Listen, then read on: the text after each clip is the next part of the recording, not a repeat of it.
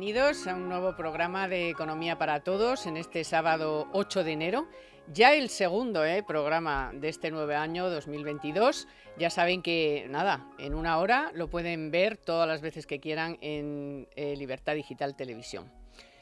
Verán, España ha dado esta semana, o el ministerio correspondiente, pero bueno, son los datos de España que hacemos públicos sobre empleo y cotizantes. Y el gobierno está encantado. El gobierno está encantado porque ha decidido que 700 y pico mil parados pues desaparecen de las listas y no pasa nada. No es nuevo, ya otro PSOE ya lo hizo. ¿Se acuerdan? Caldera, el del Tipex, que borraba a todo el que estaba en un curso de formación, o en un ERTE ahora, o en cese de actividad, o en fin, o que sea empleo público, les da igual que sea que privado, en fin. Bueno, eso significa que España tiene el doble de paro que la media europea. Casi menos del doble. O sea, por ejemplo, Alemania tiene un 6% de paro, España el 14%, estamos hablando casi el 15%. Pero es que ayer salieron los datos de Estados Unidos, 3,9%. Y digo yo que todos han pasado y están en el Omicron con el virus, con restricciones, con vacunas, en fin, con todo esto que nos está pasando. Y digo yo que, no sé, algo estarán haciendo distinto para que los datos sean distintos. De hecho, ayer también salió la inflación de la eurozona, el 5%, España el 6,7%. Bueno, es obvio que no hacemos bien las cosas. ¿Y qué decía ayer Sánchez en esa... Bueno, pues estuvo en un acto público del Partido Socialista. Está encantado, que le importa una higa. Vamos, digo yo, deduzco que le importa una higa todo esto que está pasando, la inflación, el paro, los cierres de empresas, las insolvencias.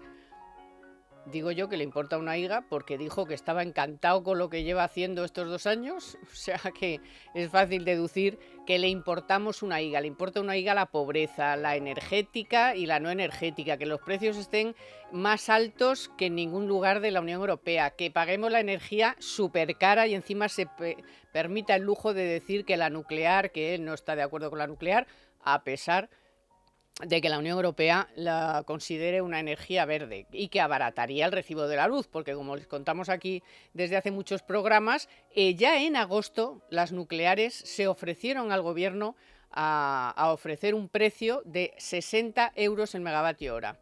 Bueno, ayer, en la hora punta, se pagaron más de 420 euros el megavatio hora. Hoy, más de 200 de media. Les recuerdo que estábamos el año pasado en plena Filomena y no llegaba ni a 100. Concretamente me parece que fueron 94 o 95 euros el megavatio hora, en plena Filomena.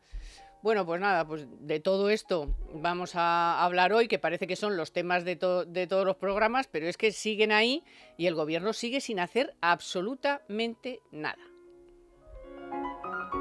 Economía para Todos con Carmen Tomás.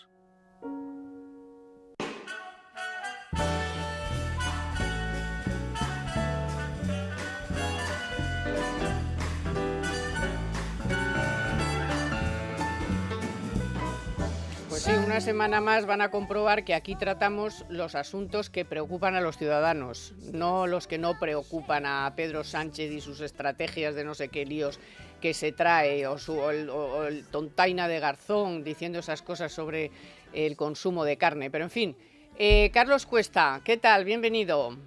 Muy buenas, ¿qué tal todos? Para ti, feliz año.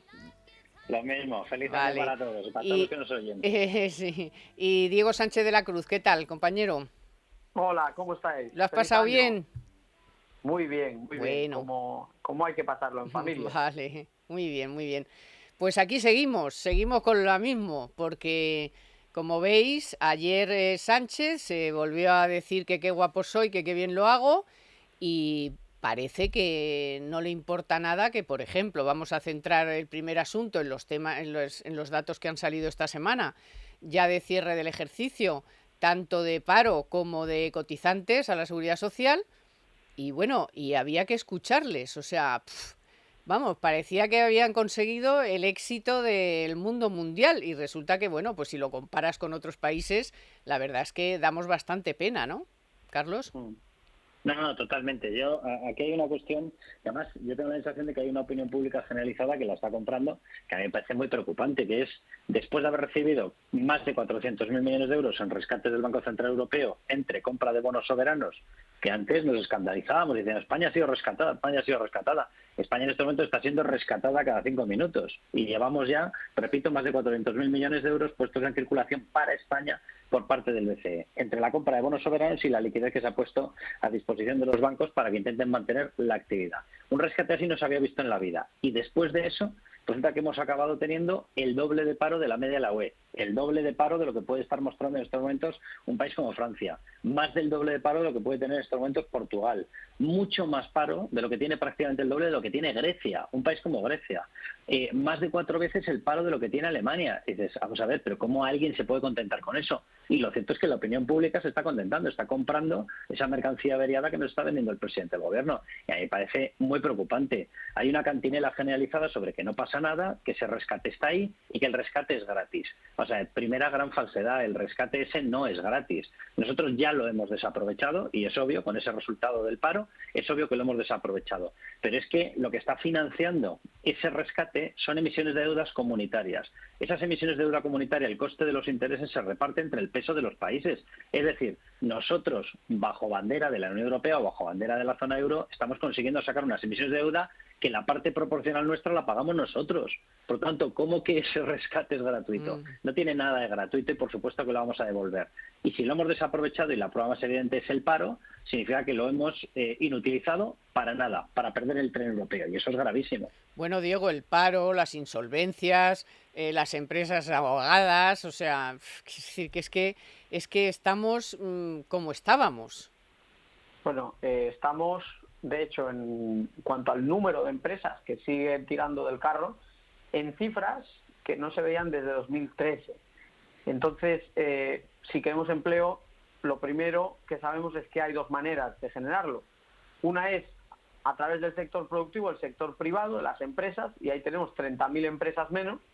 Y luego es otra cargándolo todo al erario público, que es el único empleo que se está generando ahora mismo en España, porque si comparamos los datos que teníamos antes de la pandemia con la situación actual, en el sector privado no se ha creado ni un solo empleo. Carmen, Carlos, de hecho se han destrozado 18.000 puestos de trabajo.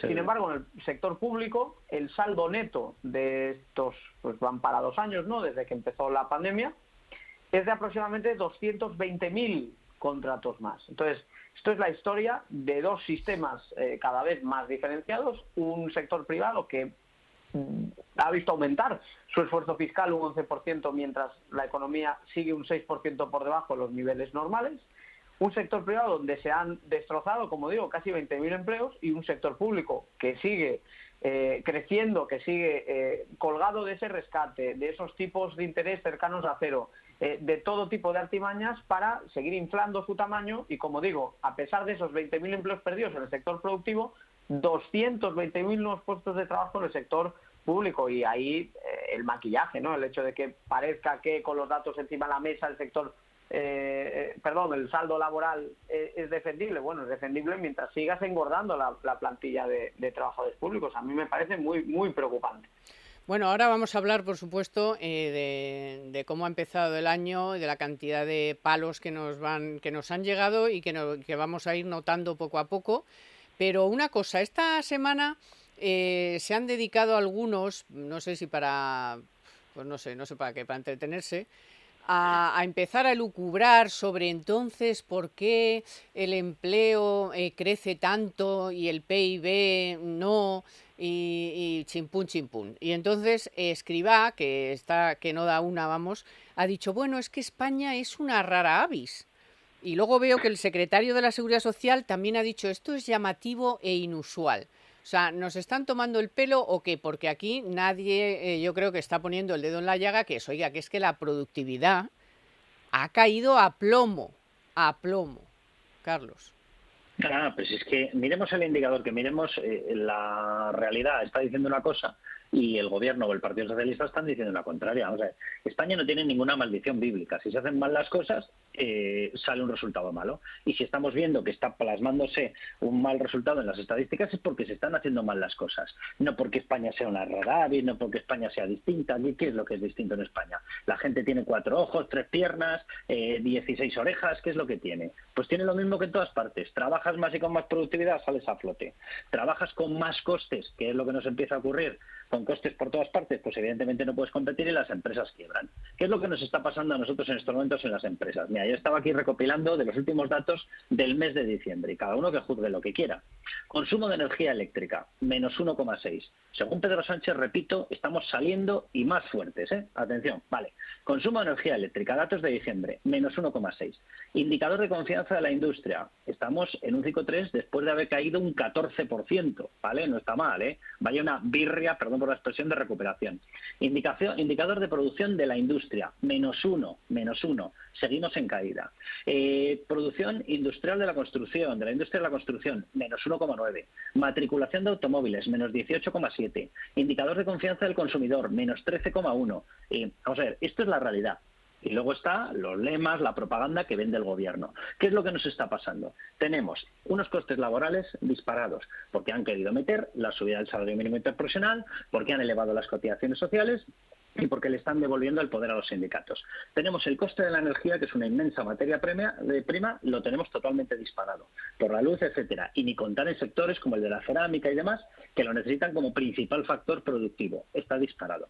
Tenemos problemas logísticos porque es que nuestro querido gobierno se ha dedicado a tocarle las narices a los camioneros por todas partes. Tenemos problemas regulatorios por todas partes porque seguimos teniendo 17 taifas y no hay hijo madre que consiga cuadrar la legislación de todos estos sitios. Tenemos problemas de seguridad jurídica y si no que se lo pregunten a las empresas inmobiliarias que tienen que lidiar todo el santo día con ocupas y demás. Y tenemos una inmensa carga, una inmensa mochila fiscal. Con todo eso, ¿cómo va a resultar que las estadísticas salen bien? Si encima resulta que la gestión en la era COVID o post-COVID resulta que está siendo un desastre porque el dinero no se ha utilizado en mantener los empleos ni en apuntalar a las empresas, pues el resultado es un cóctel molotov. Entonces, cada uno puede pensar lo que quiera, pero si todas las piezas te apuntan o te dirigen a que tiene que salir mal el resultado, exactamente yo doy la versión justo al revés de la maldición bíblica. O sea, ¿quién se pensaba que estábamos tocados por la varita divina para que salieran bien las cosas, si las cosas las estamos haciendo mal? Ya. Totalmente, Carmen. Además, hay un indicador, el del sector automovilístico, que yo creo que es demoledor, ¿no? Quizás luego lo comentamos con más calma, ¿no? Pero por pasar muy por encima por los datos de matriculación. El año pasado todo el mundo entiende que la caída fue enorme, entre otras razones porque estuvimos cerrados en casa, ¿no? Eso sí, este año lo que se esperaba era pues, un rebote de por lo menos un 20%. Bueno, el 2021 ha cerrado con un crecimiento de apenas un 1%, es decir, solo terminó 1% mejor de lo que había sido un 2020 histórico por lo negativo que fue para el sector. Entonces, crecer 20 puntos menos de lo esperado en el caso de la automoción, crecer la mitad de lo anunciado en el caso del conjunto de la economía española, pues yo creo que pone de manifiesto que hay un problema muy grande aquí, entre una brecha muy grande, mejor dicho, entre lo que nos cuenta el gobierno y lo que nos dicen las estadísticas sin maquillaje y sin propaganda. Bueno, pero Ahora, es que... fíjate que... Sí, Carlos.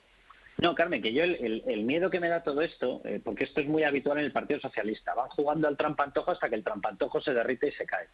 Entonces, cuidado porque en marzo de este año que acabamos de estrenar, ese trampantojo se empieza a resquebrajar y nos vamos a quedar sin teatrillo. Lo digo porque el Banco Central Europeo ya ha avisado de que toda esa política que yo he enumerado hace un momento, el tema de los famosos 400.000 millones, más de 400.000 millones hasta ahora, empieza a descender en picado. El Banco Central Europeo va a pasar de estar comprando 100.000 millones de euros para toda la zona euro, para toda Europa, más de 100.000 o 100.000 millones de euros por mes, va a pasar a comprar cerca de 20.000. El principal receptor en cuantía somos nosotros, por tanto, el principal afectado por esa reducción de las ayudas somos nosotros. A mí me encantaría que el gobierno me dijera cómo, después de haber generado este trampantojo patético, en el cual todo se sostiene por la llegada de fondos europeos, en el momento en el que te lo empiecen a bajar, 1, porque es imposible mantenerlo, 2, porque la creación de moneda está trasladando una inflación brutal y el resto ya no pasan por esta historia, porque lo cierto es que los efectos duros del COVID en estos momentos no son los que se están representando y nos lo van a retirar. ¿Cómo piensa el gobierno mantener esta farsa en el momento en el que le empiecen a retirar esa ayuda europea? Bueno, y, Bueno, y y para empiecen a calcularlo, subir, sí. sí, Diego. No, Carmen, solo muy rápido. No, no, Nosotros si tenemos tiempo. pagábamos 35.000 millones de euros para financiar los intereses de la deuda cuando la deuda era del 95% del PIB, ¿de acuerdo? Es decir, con una deuda del 95% del PIB pagamos 35.000 millones y ahora estamos pagando 30.000 millones con una deuda que es de 120% del PIB. Es decir, que nos hemos echado encima una mochila de casi 400.000 millones de euros de extra, de endeudamiento extra, y estamos no solo no pagando más por financiar esos intereses, sino pagando 5.000 millones menos. En cuanto se normalicen las condiciones monetarias, no solo volverán esos 5.000 millones, que de algún sitio saldrán, vía recortes o vía subidas de impuestos, sino que vendrá todo lo demás, porque lo que no puede ser es que pensemos que estas condiciones totalmente atípicas y extraordinarias se van a sostener para siempre. El propio Carlos lo decía ya, se está normalizando la política monetaria, lenta, tarde, pero se está normalizando, y evidentemente hay un subsidio implícito en los presupuestos generales del Estado. Si te están enjuagando todas las emisiones de deuda, evidentemente pagas esos 5.000 millones de menos y, de hecho, comparado con la deuda que tenemos, mucho más. Ahora, en cuanto las aguas vuelven a su cauce, tienes que volver a soportar el coste financiero real de haber aumentado tu deuda en casi 400.000 millones de euros. Y como es lógico, cualquier familia entiende que si su deuda pasa de ser el 95 al 120% de sus ingresos, lo que no les ocurre en ningún caso es que el banco les cobre cada vez menos, les va a cobrar cada vez más. Aquí se ha dado una situación extraordinaria, pero esos vientos de cola ya van a dejar de soplar y se van a convertir en las condiciones monetarias más o menos normalizadas, que harán que el gobierno o tenga que subir impuestos más aún, es decir, exprimiendo más aún a la maquinaria productiva de la economía, o tenga que afrontar un ejercicio de austeridad que han negado por activa y por pasiva que harán, pero lo que está claro es que o vamos a menos gasto o vamos a más impuestos, probablemente a lo segundo, pero no va a haber un escenario que propicie el crecimiento, porque precisamente si queremos crecimiento necesitamos menos gasto y menos impuestos. Ya, y además que hay que tener en cuenta que la Fed, por ejemplo, ya ha tomado una decisión, ya Hombre, incluso claro. se han anunciado 3 subidas de tipos de interés a lo largo de este año. Y oye, el Banco Central Europeo tiene una responsabilidad enorme porque se supone que es el vigilante de que la inflación no supere el 2. Bueno, tiene encima de la mesa un dato de media del 5. Ya vamos a dejar a España con el 6,7, que eso, y lo que te rondaré. Pero la media de la eurozona es el 5%. Oiga, que usted no tiene que vigilar que no supere el 2, vamos a dejar que por las circunstancias la inflación haya sido un poco mayor, pero hombre, más del doble. O sea, sí o sí, al final el Banco Central Europeo va a acabar siguiendo los pasos de la Fed y retirando los estímulos y subiendo los tipos de interés, con lo cual lo que contáis pues va a ser el segundo trimestre, va a empezar el otro sufrimiento de España Sí, para sí. financiarse. Fíjate, Carmen, hace ya mucho tiempo que lo hemos hablado y tú misma lo has comentado en la tertulia de Dieter y en un montón de sitios, que el problema de caer o el problema de crecer poco no solamente es el tortazo que tú te llevas implícito, sino que si encima el resto sí están saliendo a flote, cuando Claro. tienes que tener una política común monetaria, te despegas por completo de lo que los demás necesitan. Y eso es lo que le está ocurriendo en estos momentos a España. España, el problema ya no es solamente que haya caído un 10,8% en el año más duro y luego la recuperación haya sido una birria de un 4,5%, que es sobre una base inferior, con lo cual no se puede medir ni siquiera, se puede comparar esa caída del 18 con un 4,5%. No se ha recuperado ni de lejos la mitad porque la base es inferior. Pero independientemente de eso, es una caída brutal con una recuperación mínima. ¿Y por qué digo que es mínima? Porque es que además ha sido totalmente rebasada por la inflación. Si el mes de diciembre lo hemos terminado con un 6,7, pues cada uno que saque la resta. Es decir, la inflación ha comido por completo la posible recuperación. Pero este es nuestro problema, ¿vale? Esto sí que es cosa, es España. España se ha pegado un tortazo, tiene unos dirigentes económicos, unos dirigentes políticos que son un desastre y no ha conseguido recuperarse pese al inmenso rescate de más de 400.000 millones en la era COVID del BCE, ¿vale? Pero es que el resto sí lo han hecho. Y ahí nace nuestro segundo problema. Y es que la política monetaria que tenemos, que es común, va a marcar que evidentemente ya no están por la labor de seguir creando moneda y comprando bonos soberanos de forma masiva, porque saben que eso les inyecta inflación. ¿A quién se la inyecta? A todos, pero es que ellos ya están en crecimiento, ellos ya no necesitan una asistencia extra, ya no necesitan estar con el oxígeno, y nosotros sí. Y entonces la zona euro va a tener que elegir, y es obvio lo que va a ocurrir, y lo estás comentando tú, Carmen, va a optar por la mayoría y por los más poderosos, lógicamente, y sobre todo por los que han hecho bien, por los que han hecho los deberes. ¿Y a quién va a dejar en la estacada? Nos va a dejar a nosotros, porque nosotros seguimos necesitando una política monetaria muy laxa, seguimos necesitando una asistencia masiva, oxígeno, necesitamos seguir estando dopados, y los demás no. Y como los demás pagan, pues evidentemente van a decidir que en Europa se empiezan a subir los tipos. ¿Y en qué situación nos vamos a encontrar? Vale, pues que sin habernos recuperado vamos a empezar a tener que pagar unos tipos de interés, que es lo que estaba comentando Diego, mucho más elevados. ¿Y por una montaña de deuda similar a la que teníamos antes? No, por una montaña de deuda récord para España, un 120% de la deuda sobre PIB. Esta es nuestra fotografía a partir de ahora. Y eso, evidentemente, nos aboca a subidas de impuestos masivas, a recortes que yo estoy convencido de que no tocarán o intentarán que no toquen a determinados colectivos suyos de voto, pero sí empezarán a devaluar el sistema sanitario, por poner un ejemplo. Yo simplemente doy una pista. Aquí tanto atacar a Ayuso, resulta que Isabel Díaz Ayuso ha prorrogado los 11.000 contratos de las plantillas COVID en el sistema sanitario. ¿Qué ha hecho para ello? Bueno, para empezar, tener un sistema que genera riqueza porque atrae empresas y genera cotizantes. ¿Y eso qué le ha permitido? Desembocar 700 millones de euros más en la parte de los presupuestos sanitarios. Vale, pero es que la Comunidad de Madrid eso sí que es una rara avis, porque en la suma de todo el conjunto de territorio español, bajo el mandato de Pedro Sánchez, resulta que el último dato que tenemos es una destrucción de puestos en el sistema sanitario de 29.000 empleos. ¿Por qué? Por lo que estamos comentando. Porque digan lo que digan, se van a empezar a realizar determinados recortes en sitios donde no les proteste determinada gente, ¿vale? Y subidas de impuestos, por supuesto, masivas. Eso es lo que nos espera. Esa es la historia que viene a partir de ahora. Ya. Es Diego, que además Diego, sí. remata, que luego vamos con los impuestos y os voy a dar un consejito. Bueno, es que uno de los posibles recortes se puede ir a los llamados créditos fiscales, es decir, a las deducciones y a las exenciones que tienen los impuestos de referencia. Por ejemplo, el impuesto de sociedades, sin ir más lejos. Ellos pues descuentan que sus bases están entusiasmadas, ¿no?, con el hecho de subir los impuestos a las empresas, en pensar que el empleo, las contribuciones fiscales y la riqueza del país caen del cielo, y por lo tanto están dispuestos a avalar eso. Claro, por esa vía se puede hacer mucho daño, porque un impuesto tiene por un lado un tipo de referencia y por otro una normativa detrás.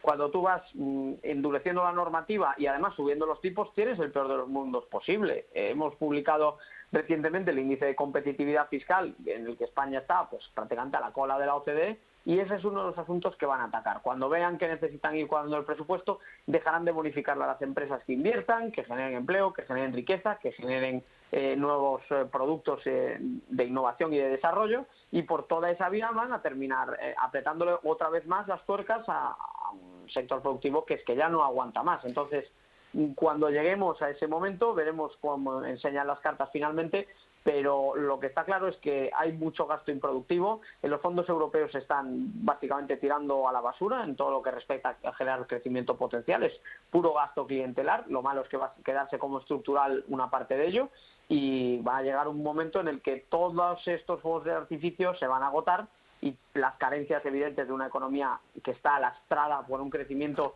mediocre a la cola de Europa, después de la mayor caída en la pandemia, con la mayor inflación de todas las grandes economías de la eurozona, todo eso sale a la superficie y va a demostrar que salimos mucho más débiles que el resto de las economías de nuestro entorno. Y al final, a pesar de todo lo que has dicho, yo veo mayo de 2010. O sea, es que con eso no da para lo que están haciendo. O sea, al final van a tener que acabar, ya lo verás. Y no sé si eso lo va a aguantar Sánchez o le va a pasar como a Zapatero, que va luego a convocar elecciones, porque es que no da. O sea, está la cantidad de pasta que al final o congela las pensiones y metes mano a los funcionarios, o no te da el dinero, porque claro, si machacas a las empresas, pues poco vas a sacar de ahí. O sea, sí, las puedes machacar más, pero vamos, al final yo creo que la pasta la sacarán de otro sitio. Pero en fin, eso ya lo veremos, que todavía estamos en enero. Vamos a ese consejo que os decía. Porque veréis, es un fenomenal plan para este fin de semana, porque ya están aquí las rebajas del Corte Inglés.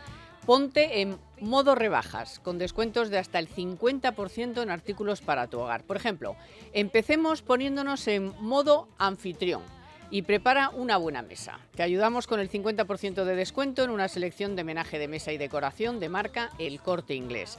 Sigue en modo cocino yo, con un menú que nadie olvidará, con lo mejor al mejor precio, por ejemplo, una batería de cocina por piezas y sartenes serie Master de la marca Bra con el 50% de descuento.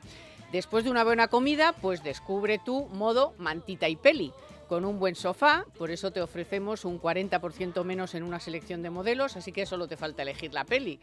Y para ponerte totalmente en modo me quedo en casa, tienes hasta un 50% en ropa de cama, mesa y baño, cojines, cortinas confeccionadas y alfombras. Bajan las temperaturas y tú sube modo hogar al máximo. Aprovecha las rebajas del Corte Inglés en tienda web y app, modo rebajas.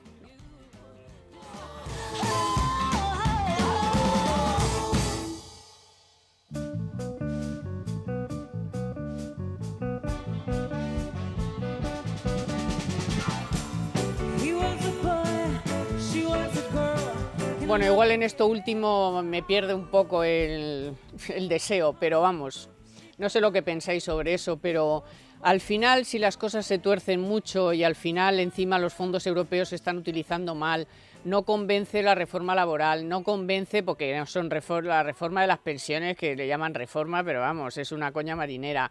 Al final, no sé, yo ya lo vengo diciendo, que le veo mucha cara de Zapatero, pero no lo sé. A lo mejor es un deseo y no tiene nada que ver con la realidad. No sé lo que pensáis vosotros. Bueno, ya veremos. Vamos a ver, al final las cuentas son tozudas y lo que tú estás comentando es totalmente cierto. Aquí la última palabra la tiene Europa y hay una cosa que corre o que juega a favor de Sánchez y otra que juega claramente en contra.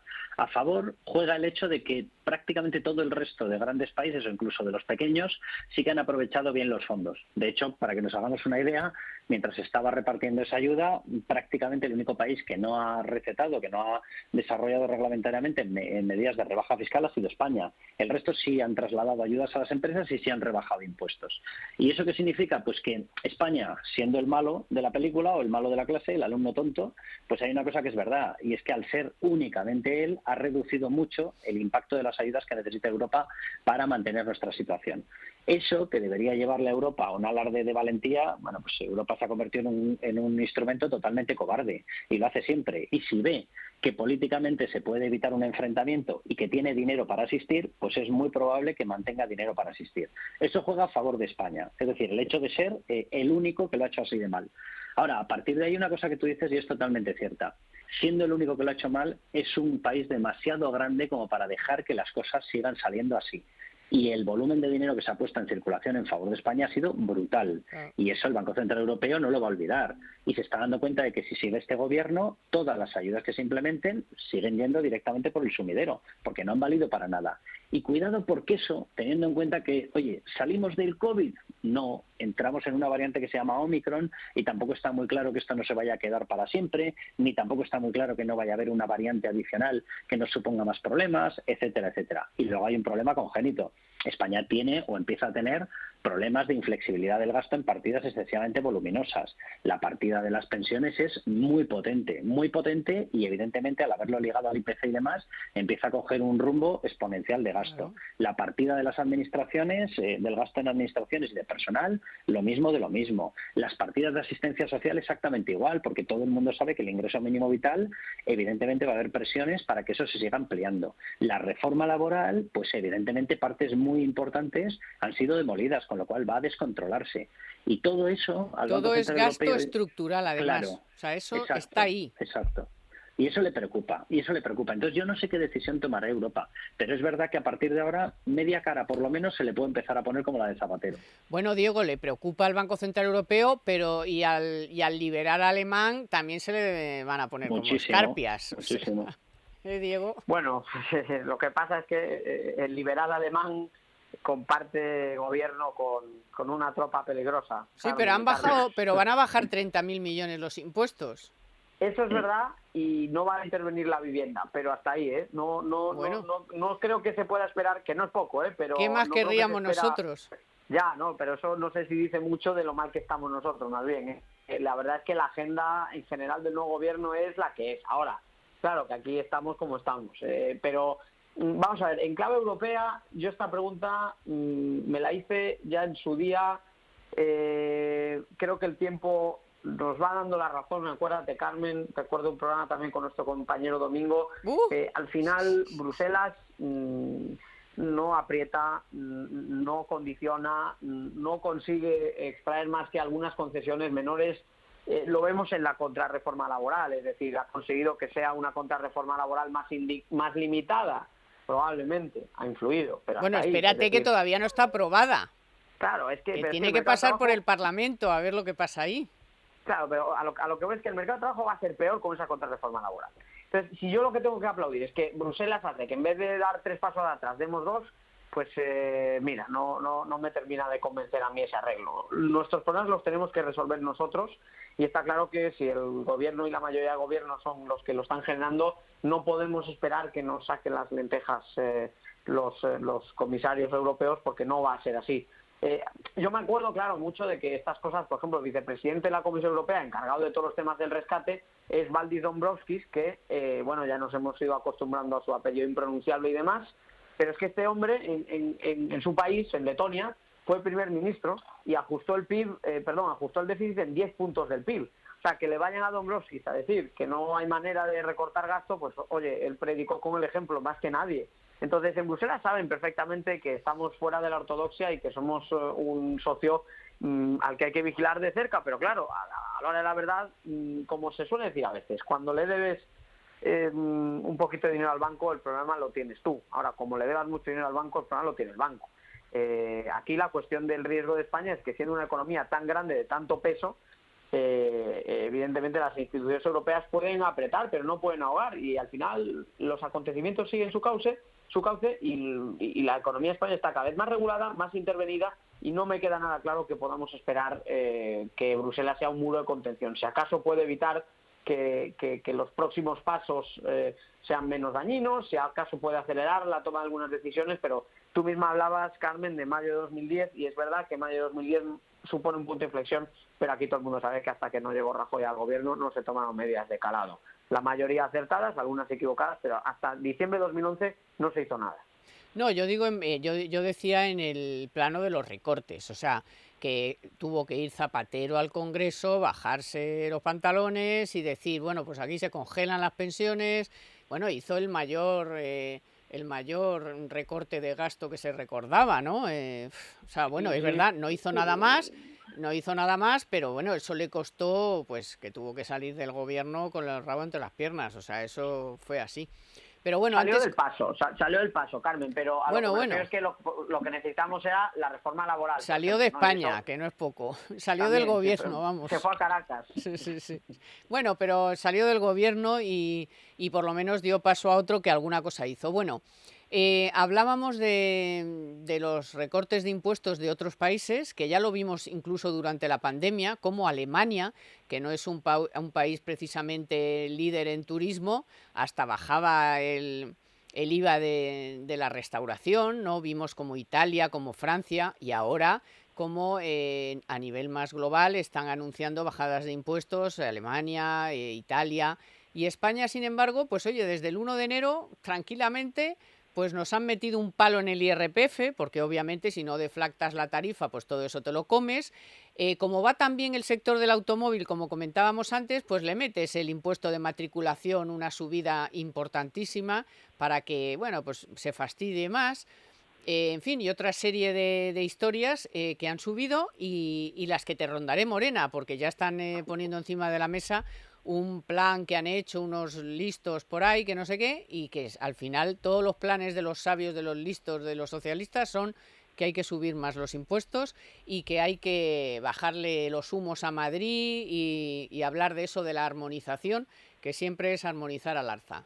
En fin, no sé cómo veis este principio de año, que a eso hay que sumar las cotizaciones, por supuesto, generales y las de los autónomos, que como también están tan bien, pues le metemos otro palo a las cotizaciones de autónomos. En fin, que el año no empieza precisamente lleno de alegrías. No, yo lo veo muy mal, y el problema no es que yo lo vea desde un punto de vista descriptivo, el problema es los sectores que lo van a sufrir.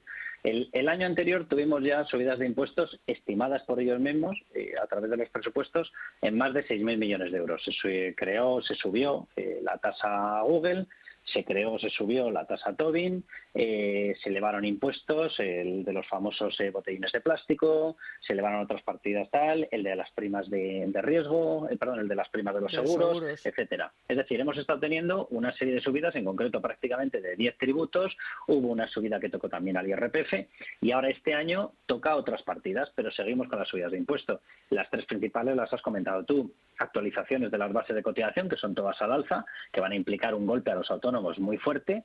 Cuidado porque ese traslado de subidas del SMI va a estar drenando, va a elevar las bases mínimas con las que entra la gente a trabajar en las empresas y también supone un incremento de las cotizaciones, ya no para autónomos, sino para empresas. Sube el impuesto de sociedades de una forma clarísima porque se genera un impuesto mínimo, de forma que tengas lo que tengas, no puedes llegar a tipos del 4 o del 5, sino que el mínimo tiene que ser obligatoriamente un tipo del 15% para que la gente haga una comparativa. En Hungría, el tipo lineal de sociedades, el único que tienes es del 10. Es decir, nuestro tipo mínimo, que es del 15, nosotros tenemos 15 y tenemos 25, el del 15 es superior al tipo máximo único, cada uno que lo llame como quiera, que hay en Hungría. Por tanto, el atractivo para marcharte de España es obvio. Y luego hay una actualización también de los tipos de cotización, que para determinados autónomos va a llegar a superar la actualización del tipo un 30%. Entonces, tenemos tres grandes partidas o tres grandes capítulos de subidas de impuestos muy duras, más las que vengan por el camino. Y luego tú lo estabas comentando, Carmen, hay un efecto de no deflactación del impuesto que hace que el impuesto de la renta suba de forma masiva. Cuando tienes inflaciones del 6-7 en diciembre, el no actualizar las bases de los tipos o no actualizar las cuantías de la deducción significa que las bases de los tipos realmente te hacen pagar por una parte que no estás recibiendo y las deducciones te hacen no poder deducir por una parte que sí estás gastando. Resultado, es una subida muy fuerte del IRPF generalizada para toda la población. De 370 euros por contribuyente, Carlos, claro. Carmen, de 370 euros por contribuyente. Eso es un dineral. Joder. Es porque muchísimo. a eso hay que sumarle los 400 y pico de la subida de la luz, de la que vamos a hablar ahora mismo, porque pues una semana más pues estamos en precios absolutamente desorbitados y con un gobierno que decide por todo el país de que eso de la nuclear, que nucleares no, gracias. En Economía para Todos, la noticia de la semana con Telefónica. Bueno, esta primera semana del año ya saben que es de muchos balances y en este caso les voy a hablar del volumen negociado por la Bolsa Española en el año pasado, que descendió hasta, no llegó a 380.000 millones de euros, que es una bajada del casi el 12%, el 11,9% frente al año anterior. Son datos facilitados por Bolsas y Mercados. Estos niveles, fíjense, no se registraban desde 1999, año en que se comenzó a circular el euro como divisa para las transacciones financieras. Diciembre, además, fue un mes malo. La negociación fue casi un 30% inferior a la de noviembre y un 23,5% menor a la del mismo mes del año pasado, o sea, de diciembre de 2020. La negociación en renta fija, pues más o menos, también se ha resentido por el programa de compras de deuda del Banco Central Europeo. De hecho, el volumen contratado en los mercados de renta fija muestra un descenso anual acumulado del 16,2%.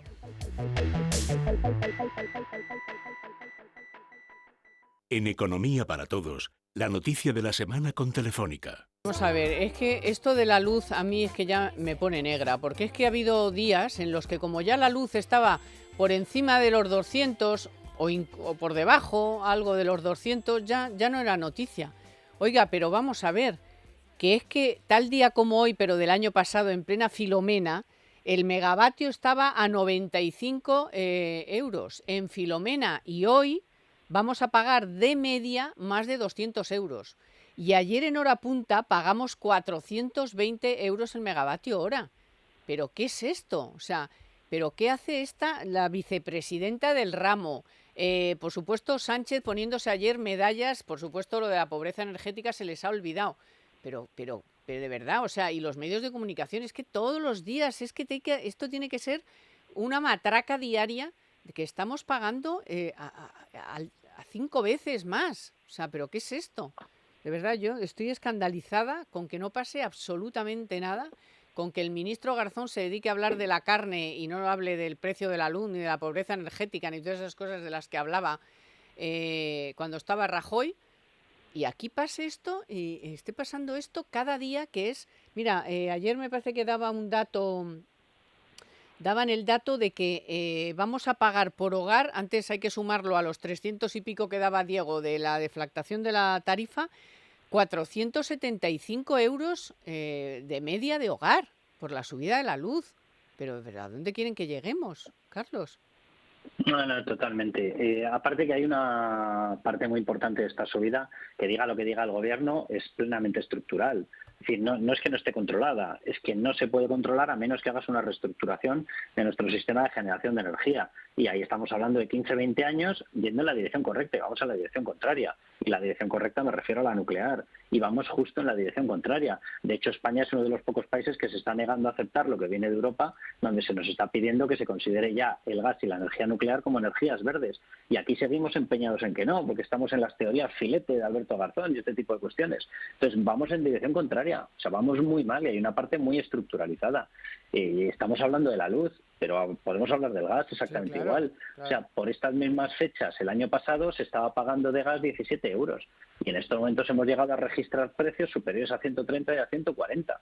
Entonces está disparado. Dice, bueno, de momento en mi caldera no lo noto. Vamos a ver, han hecho una medida parche que es una auténtica aberración en la cual, excepto para las calderas comunitarias, donde sí se está viendo la subida ya mes a mes, para el resto se han aplazado para que se tengan que incluir a partir de los recibos que empecemos a tener en las casas aproximadamente a partir del mes de abril. Es decir, que cuando tengamos que por fin, o dejemos de necesitar por fin la calefacción, vamos a seguir pagando la calefacción. Sí, sí, claro, sí. es una auténtica aberración. Y dices, o sea, pero toda la política de este gobierno es lo mismo, pegarle patadas a un balón hasta que el balón se estrelle contra el muro y llegas a la conclusión de que sí, efectivamente, esa es la única política. Entonces, tenemos el gas disparado, tenemos la luz disparada. Se ha intentado expropiar los beneficios a las eléctricas, que al final han tenido que dar marcha atrás pactando con las propias eléctricas, porque las eléctricas les dijeron, os llevamos a tribunales y evidentemente os lo ganamos. Porque esto del expropiese, si tienes un chándal ahí a lo colombiano, perdón, a lo venezolano, pues a lo mejor cuela. Pero sin el chándal de Maduro, pues no cuela. Resultado, como lo iban a perder, no han tenido más remedio que dar marcha atrás. Eso sí, después de tener el coste de haber lanzado internacionalmente una campaña de que eres un gobierno dispuesto a expropiar beneficios a las empresas. O sea, todo es un desastre y eso es lo único que han hecho. ¿Dónde está el lanzamiento de nuevas fuentes de energía? ¿Dónde están determinadas medidas de rebaja estructurales de impuestos para que de verdad el recibo baje y podamos capear esta situación? Por ningún lado. Por ningún lado, al revés. Y Diego, ¿por qué, por ejemplo, se le dijo, bueno, yo sé por qué, es una pregunta retórica, Diego, compréndeme, pero en agosto las nucleares le ofrecieron al gobierno ofrecer un precio de 60 euros el megavatio hora y les dijeron que no? Bueno, es que la política energética... Hubo un editorial en el Wall Street Journal hace algunos años describiendo la política energética alemana, en el que decían que era la política energética más estúpida del mundo. Pero me parece a mí que el editorialista del Wall Street Journal no conoce la nuestra muy bien, porque creo que nos merecemos ese dudoso honor. Solamente cambiando la forma de negociar precios, ¿no? Abandonando el sistema mayorista de pool y pasando un contrato a plazo, ya no solo con nucleares, sino en general, con todos los proveedores del sistema, en España nos ahorraríamos aproximadamente un 30%, que es básicamente el efecto que te da el saber que tienes un cliente a largo plazo. Es decir, si yo tengo para 5 años resuelto y arreglado el precio de la luz, yo me puedo ofrecer con un precio de descuento porque tengo la certidumbre de que ese cliente se me ha atado. Entonces, los cálculos que hacía Goldman Sachs para España hablaban de pasar en el precio medio, y nos olvidamos ya de las locuras que estamos viendo este invierno, de unos 130 megavatios hora, que sería lo normal, a unos 70 euros megavatios hora. Entonces, tenemos encima de la mesa propuestas como las que estabas mencionando, que hizo la energía nuclear. Tenemos encima de la mesa propuestas de cambio de negociación en el sistema con contratos a plazo que generarían también ese tipo de ahorro. ¿Qué está haciendo el gobierno? Pues absolutamente nada al respecto. De hecho, incluso jugar con esas facturas trucadas de un año para otro, intentar hacer que los españoles traguen con cualquier cosa, cuando la inmensa mayoría de los hogares, en la inmensa mayoría de situaciones, y la inmensa mayoría de las empresas, en la inmensa mayoría de las situaciones, saben y lo saben muy bien que están pagando una luz a precio de oro. Y esto además, pues como bien estaba diciendo antes Carlos, es una materia prima de primer orden. La luz no la queremos en sí misma, la queremos para vivir y para producir. En la vertiente productiva, los datos de la industria, por ejemplo, ya muestran desaceleraciones en diciembre, en noviembre, en octubre. Me hizo mucha gracia una nota que envió Moncloa el otro día comentando el indicador de clima industrial. Decían que mejoraba la confianza, pero que la producción bajaba, pero decían que bajaba por el efecto adverso en los niveles de ventas, ¿no? Que hay que reconocer que es una frase muy curiosa, ¿no? Sí, Para sí. decir que está vendiendo mucho menos, entre otras cosas, porque el propio comprador, el que está al otro lado del mostrador, no puede hacer pedidos con la misma intensidad, porque si la inflación en toda Europa está alta y en España está mucho más alta, pues tenemos un problema en el mercado doméstico y en el mercado internacional. Entonces, también quiero repasar una cuestión con el tema de la inflación que se nos ha quedado antes en el tintero, y es cuando los precios están subiendo en la electricidad y en todos los bienes, el déficit es especialmente dañino. El hecho de que tengamos ahora mismo un déficit público de 50.000 millones estructurales por encima del gasto coincide casi diametralmente con el aumento de precios que experimentan los productores y los consumidores ahora mismo, es decir, los agentes del sector económico privado. Entonces, todo está conectado, es decir, tú estás generando un gasto muy por encima de lo que se permite la economía y tienes un desequilibrio de 50.000 millones, no te sorprendas que eso se te vaya a los precios, y como es lógico, en los precios hay dinámicas que encarecen la luz enormemente, y además en otros sectores pues existen otras dinámicas por las cuales también ahí se están fijando esos aumentos de precio. Y esto es lo peor que le puede pasar a la economía española, porque por terminar con el dato de deflactación, ¿no? Pues tenemos 400 euros más por la no deflactación de este año, más 400 euros más de los años anteriores, ¿no? Es decir, ha subido tanto entre la luz y las demás subidas de precios, ha subido tanto el IRPF por el efecto de inflación como en los 5 o 6 años anteriores. Y a eso le sumamos que no hay soluciones de largo plazo, ni por el lado de la luz, ni por el embriagal gasto público, ni por ninguna otra de los posibles canales de reformas para evitar este descontrol de precios. Es muy preocupante y bueno, yo quiero pensar que a pesar de todo este esfuerzo en propaganda, al final, como esto lo estamos sufriendo todos y lo vemos todos, y bueno, pues al final eso se terminará imponiendo. Pero no me deja de sorprender, antes comentaba ese dato de cómo informan de cómo está cayendo la producción industrial por la inflación y por el coste de la luz, cómo informan de los datos de la factura de la luz comparando peras con manzanas, y en definitiva, pues bueno, no, ¿sabes qué? Por otro lado, no sé ya ni qué me sorprendo si este mismo gobierno se ha inventado el PIB diario, ¿no? Otra gran creación de Nadia Calviño. Sí, O sea, que sí, están sí. demostrando que son unos auténticos genios a la hora de enmascarar los datos. Yo espero que el discurso que tenemos en este programa, basado en explicar lo que hay detrás de los titulares, creo que es algo que cada vez entiende más gente. Y creo que hemos aprendido mucho de economía. Pero vamos a ver, si es que ahora rara avis está, lo ha dicho un ministro, o sea, es que ya no saben qué inventar. Pero hay una cosa que sí que quiero, que no quiero que se me pase, y es esta gente que va ¿no? de progre, de estar preocupado por la gente, y resulta que los del bono social están sufriendo como si fueran ricos, como si fueran... porque resulta que ellos sí que se les aplica la tarifa por horas. Entonces es alucinante que estén tan contentos cuando tienen a toda esa gente que decían que le iban a dar 100 euros, que no se los han dado siquiera. El 45% de los españoles con pobreza energética, salió el dato esta semana, no está cubierto por el bono del gobierno. Ese es el escudo social. No, pero es que los del bono social tienen la tarifa ligada a la más cara. O sea, y no están y han dicho que les iban a dar 100 euros y no se los han dado siquiera. Pues más a nuestro favor, ¿no? Pero si el incremento del bono social térmico para este año, teniendo en cuenta la crisis energética que hay y los precios disparados del gas natural, el incremento, no lo que ya estaba, obviamente, sino la partida adicional que se ha puesto encima de la mesa, es, con todos los requisitos, limitaciones, etcétera, para entrar dentro de ese capítulo en el cual te beneficias, es, en el mejor de los casos, de 3 euros por hogar y mes. Si el hogar medio tiene 3 personas, pues ya sabemos lo que han echado. O sea, de verdad que es que les falta como lo del chiste, o sea, bajar la ventanilla y tirar el euro por la ventanilla. Pero Es que es una cosa surrealista. que además tienen el precio, que es lo que yo digo, que cómo es posible que no hagan algo, ¿no? Porque eso es verdad que se lo inventaron los Nadal, lo de ligar, porque entonces ligar el bono social a esas tarifas, bueno, pues las tarifas daban bajas, pero eso ya es historia. ¿Por qué se les ocurrió y a quién se le ocurrió? Ahora mismo da igual. Oiga, usted está comprometido con la gente vulnerable y resulta que la tiene ligada a la tarifa más cara. No, pero es que además, ¿cómo se puede sacar a relucir que si fueron los Nadal o no fueron los Nadal? Oye, los Nadal... No, eso lo he dicho yo.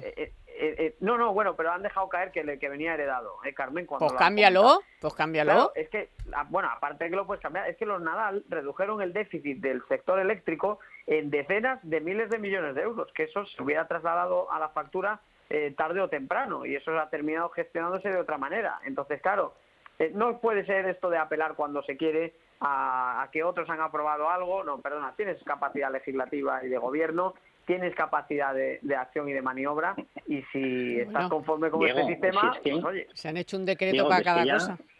Sí, nos acabamos acostumbrando a su monserga. O sea, que llevan 3 años y medio de gobierno. Claro. Es que Pedro Sánchez lleva prácticamente una legislatura entera. ¿Y qué es lo que ha hecho este señor? Aparte de sacarse fotos y decirnos que tiene un montón de admiradoras, que por lo visto deben estar teledirigidas todas, dicen lo guapo que es cada vez que va a Milwaukee. Aparte de eso, ¿qué es lo que ha hecho este señor?